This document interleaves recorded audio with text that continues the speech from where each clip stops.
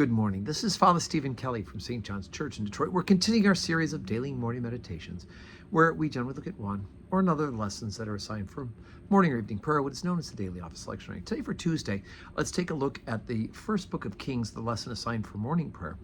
We're on chapter number 12. Remember, we started the book of Kings with David as king. He dies. Solomon takes over, builds the temple, dedicates the temple, and reminds the people that as long as they stay faithful and keep the covenant and follow the law and the precepts, that God will continue to bless them. Well, guess what? Things aren't going to go so well after Solomon's time. And even though God will be faithful and always having an heir of David on the throne, the kingdom, the 12 tribes, unfortunately, will end up being divided. So we pick up at chapter 12, beginning at verse 12.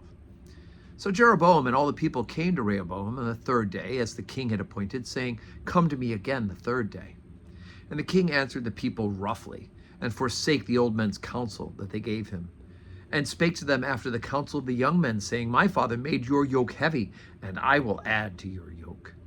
My father also chastised you with whips, but I will chastise you with scorpions."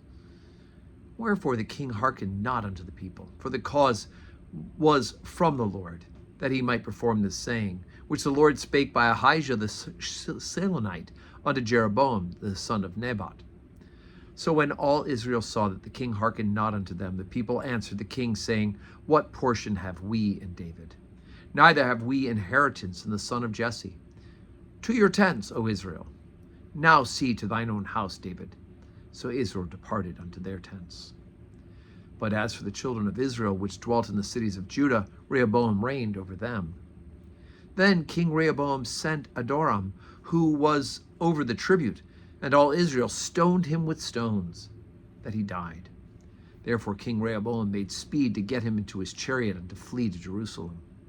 So Israel rebelled against the house of David unto this day. And it came to pass, when all Israel heard that Jeroboam was come again, that they sent and called him unto the congregation, and made him king over all Israel. There was none that followed the house of David, but the tribe of Judah only. Okay, so we see here that there's now been a division in Israel. And we will hear now, going all throughout this time of this division of the two divided kingdom.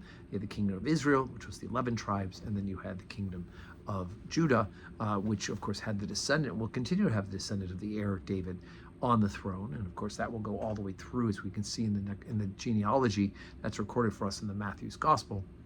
Will go all the way through, of course, to Jesus Christ himself as the fulfillment of God's promise to David that there will always be a king on the throne of his lineage.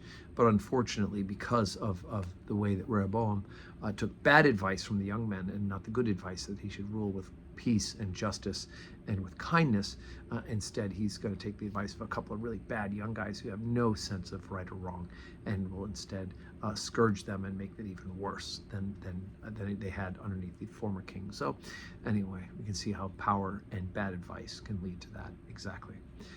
So today is Tuesday, and today is a feast day. It's the feast of St. Teresa of Lisieux, also known as St. Teresa of the Little Flower. If you don't know anything about this person, I would advise you to read up about her. Her spiritual writings are wonderful as well. So don't just read about her. Why don't you read something that she wrote as well? And we'll talk about that at our 12:15 Mass today. And of course, we will have evening prayer at 4 o'clock. And I hope you can join us for one or the other of those days here at St. John's to worship with us. Or, of course, you can join us online. And may God grant you a Tuesday that is full of blessings.